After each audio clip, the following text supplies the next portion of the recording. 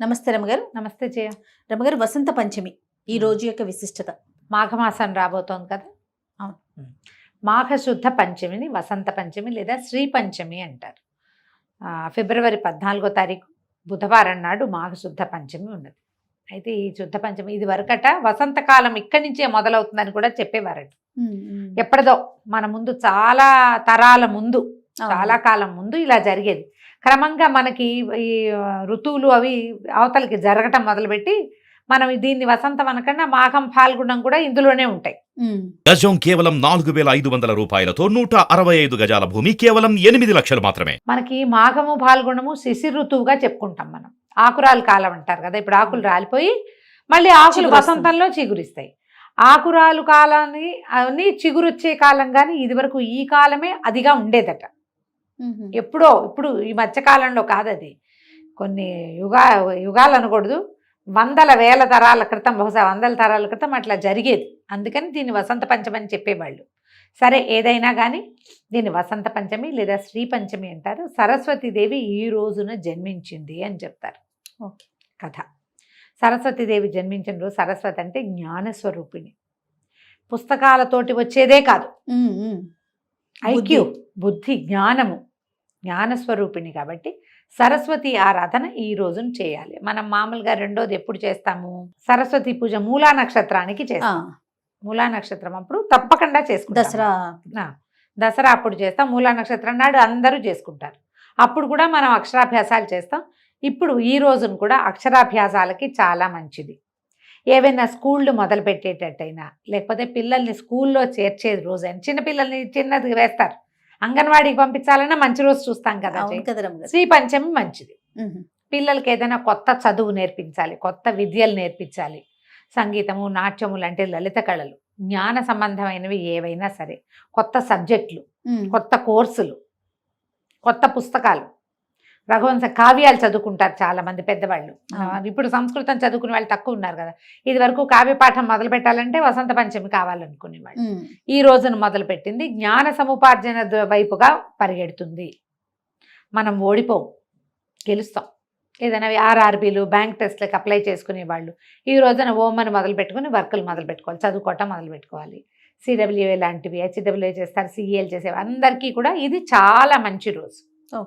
తిరిగి ప్రత్యేకమైన పూజా విధానము అంటూ ఏం చెప్పబడలా. సరస్వతీదేవి పటం, వీణ వాయిస్తున్న పటం ఉంటుంది కదా, ఒక పటం పెట్టుకోవటము. మనం ఏ పుస్తకాలు అయితే మామూలు స్కూల్ గోయింగ్ కిడ్స్ ఉన్నా, కాలేజ్ గోయింగ్ కిడ్స్ ఉన్నా, మనమే ఏదో చదువుకుంటుంటే మన పుస్తకమే ఓ శ్రీకారమో, ఓంకారమో, లేకపోతే స్వస్తికో రాసి పసుపుతోటో గంధంతోటో కొంచెం కుంకుమ బొట్టు పెట్టి ఆ పుస్తకాన్ని అమ్మవారి దగ్గర పెట్టడం. ఆమెకి తెల్లని వస్త్రాలు, తెల్లని పువ్వుల దండలు ఇష్టం. గంధం సమర్పించటం. తెల్లటి గంధం దొరుకుతుంది కదా, శ్రీగంధం. మన ఎర్రటిది రక్తచందనం కాకుండా మామూలు చందన సమర్పణ చేయటం అమ్మవారికి. తెల్లని పువ్వులతోటి అర్చన చేయటం. సరస్వతి అష్టోత్తర శతనామావళి దొరుకుతుంది, ఆన్లైన్ దొరుకుతుంది. మామూలు మన పూజ పుస్తకాల్లో సరస్వతి అష్టోత్తరాలు ఉంటాయి. దసరా పూజల పుస్తకాల్లో తప్పకుండా ఉంటాయి. అష్టోత్తరం చదువుకోవటం. లేకపోతే సరస్వతి నమస్తుభ్యం వరదే కామరూపిణి విద్యారంభం గరిష్యామి సిద్ధిర్భవతు మే సదా, అలాంటి మే సదా శ్లోకమైన సింపుల్గా చెప్పుకోవచ్చు. యాకుందేందు తుషారహార ధవళ అని అమ్మవారిని, ఆమె అందంగా ఉంటుంది, ఆమె సౌందర్యాన్ని వర్ణించేటువంటి ఆ శ్లోకాన్నైనా చెప్పుకోవచ్చు. సమీపంలో ఎక్కడైనా సరస్వతి దేవాలయాలు ఉంటే మనం ఏదైనా ప్రత్యేకమైన చదువు, ప్రత్యేకమైనది మన పిల్లలకి చేయదలుచుకుంటే కనుక, మనం చేయదలుచుకున్నా కూడా సరస్వతి దేవాలయ దర్శనం అద్భుతమైన ఫలితాన్ని ఇస్తుంది ఈ రోజును చూస్తే కనుక. మనకి ఉంది వర్గల్, ఒకటి హైదరాబాద్ దగ్గరలో వర్గల్ ఉంది. తర్వాత జ్ఞాన సరస్వతి అమ్మవారు బాసర్లో ఉన్నారు. ఎక్కడికి వెళ్ళలేము, తలుచుకుని దండం పెట్టుకుందాం, తలుచుకుని దండం పెట్టుకోవచ్చు కదా. మనకి ఏ స్టార్టింగ్ లేదు, ఏమీ లేదు, ఏది మొదలు పెట్టట్లేదు.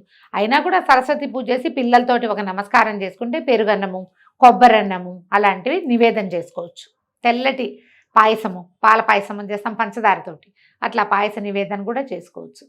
ఏవైనా పుస్తకాలు పంచిపెట్టచ్చు, రాసుకునేవి, చదువుకునేందుకు ఉపయోగపడే సాధనాలు ఎవరికైనా దానం చేయొచ్చు. మనం ఇప్పుడు ఎవరికైనా ఇవ్వాల్సి వస్తాము, ఈ రోజున ఇవ్వచ్చు. అవన్నీ మనకి ప్లస్ అవుతాయి, పాజిటివ్ ఎనర్జీ. అలా ఏదైనా చేసుకోవచ్చు. మనం మాఘ స్నానాలు మొదలు పెట్టుకుంటాం. మాఘమాసం తొలి రోజు నుంచి తలస్నానం చేస్తాం. తలస్నానం చేయాలా, మామూలు స్నానం చేయాలా, చాలామంది అడుగుతున్నారు. మాఘంలో ప్రతిరోజు శిరస్నానం మంచిది. అవును. చేయలేని వాళ్ళు మామూలు స్నానం చేసి పర్వదినాల్లో శిరస్నానం చేయండి. మ్మ్. ఆదివారాలు, మాఘ ఆదివారాలు, ఈ వసంత పంచమి, రేపు ముందు ఒక రథసప్తమి వస్తుంది, ఇలాంటి రోజు- ఏకాదశి, పౌర్ణమి, అలాంటప్పుడు శిరస్నానం మామూలు రోజుల్లో కంఠ స్నానం చేసినా మంచిదే. ఓకే. పొద్దున చేసే సూర్య నమస్కారంతో పాటుగా కొంచెం ఎండెక్కాక సరస్వతి పూజ చేసుకోండి. శ్రీ పంచమి నాడు మనకి ఏ చదువులు లేవు, పిల్లలు చదువుకునే పిల్లలు లేరు, అయినా సరే సరస్వతి పూజ మంచిది.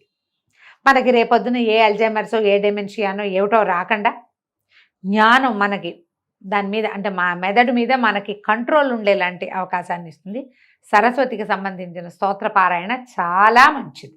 ఎప్పుడు మనకి జ్ఞానం అవసరమే కదా జయ. మరి చివరి ఎప్పటికీ వరకు ఎప్పటికీ జ్ఞానం అంటే చదువు ఒకటే కాదు కాదు కదా, కదా. మీరు మొదటే చెప్పారు కదా. అన్ని రకాల వాటికి ఇది ఉపయోగపడుతుంది. కాబట్టి ఈ పర్వదినాన మనం చేయవలసిన విధి విధానాన్ని పాటించడం మంచిది, శుభస్కరం. నమస్తే. నమస్తే జయ.